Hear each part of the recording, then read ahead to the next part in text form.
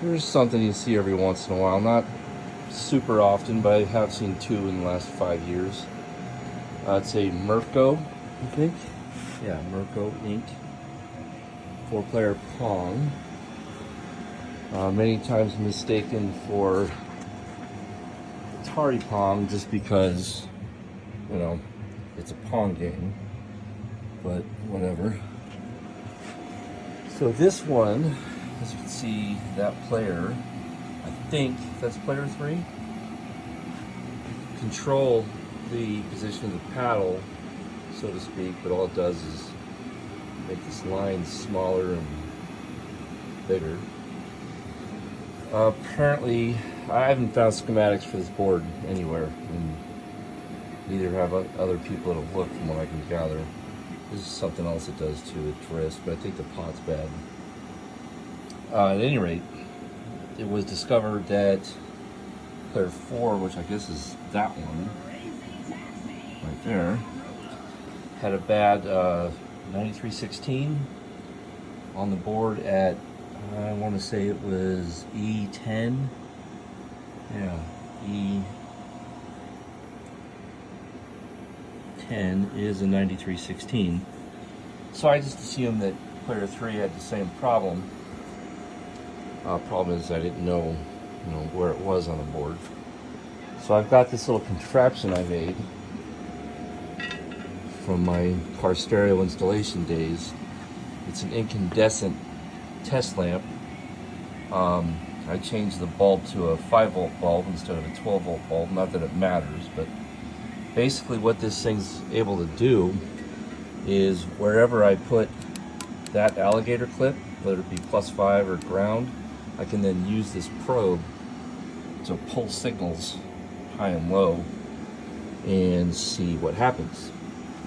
On a game like this one, where everything is pretty much straight up analog here, it was pretty easy to figure out which 9316 was bad just by grounding its outputs and seeing what happened to that line.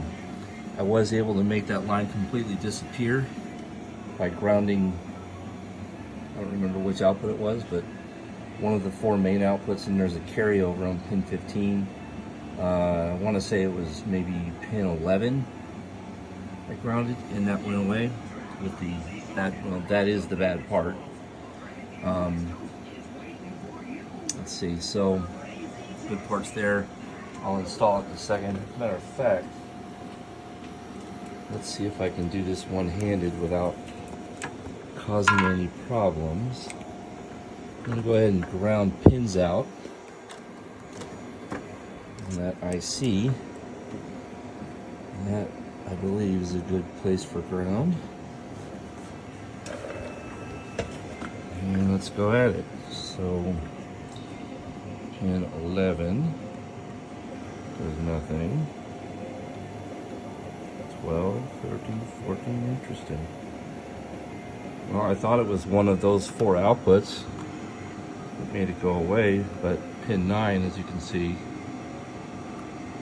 makes it go away. It also makes the ball go away, which is a little weird. Pin 10,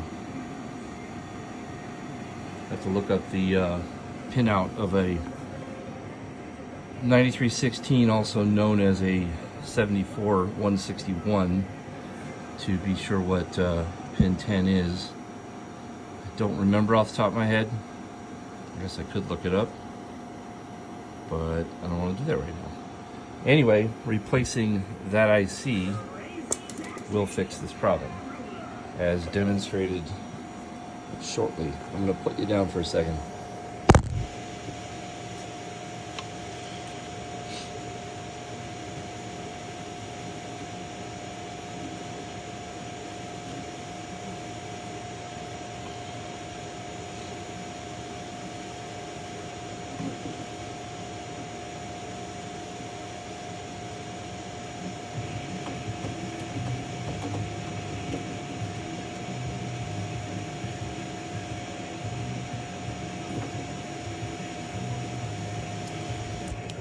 Okay, new IC is in. Game is plugged in. Here's the replacement.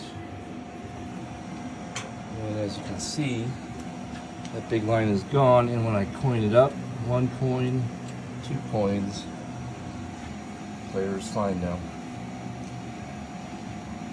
Although it does have some drift, which again I'm assuming is a pot, but it might not be. It's also been pointed out there's some LM339s on this board that are connected to each one of the pots that can cause drift. There it goes. But I really think it's the pot. I mean, we're talking about a 50-year-old game probably. It's gotta be late 70s. Yeah, it has to be. I don't see a copyright date anywhere. But whatever. So there you go. Just wanted to post this for future searchers of this problem. I would imagine this could happen to any one of these players. And it's just a matter of figuring out which one of these 161s is tied to which player. There are 161s that also control the ball position. So there's going to be a lot of them on your board. And this board has got this daughter board. A little different from one of the other ones I've seen. Yeah. And that thing over there, futzing around with a net boot on a Chihiro. It's proving to be challenging, to say the least. But I think I've made progress. So that's not what this video is about, though. This is about this Mirco Inc. 4-player Pong and getting that fixed.